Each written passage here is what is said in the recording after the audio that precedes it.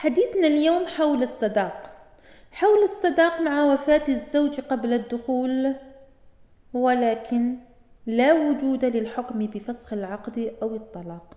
هل أن الزوجة في هذه الحالة تستحق الصداق كاملا أو لا؟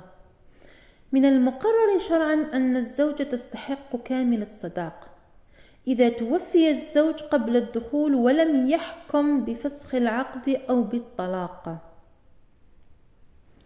في قضية الحال أن الزوج المتوفي قد توفي قبل الدخول دون أن يحكم بفسخ العقد أو بالطلاق، فإن قضاة المجلس برفضهم طلب أب الزوج، لأن أب الزوج هو اللي رفع دعوى من أجل استرجاع نصف الصداق، فإن قضاة المجلس برفضهم طلب أب الزوج باسترجاع نصف الصداق لوفاة ابنه قبل الدخول يكونون قد طبقوا المبادئ الفقهية تطبيقا سليما.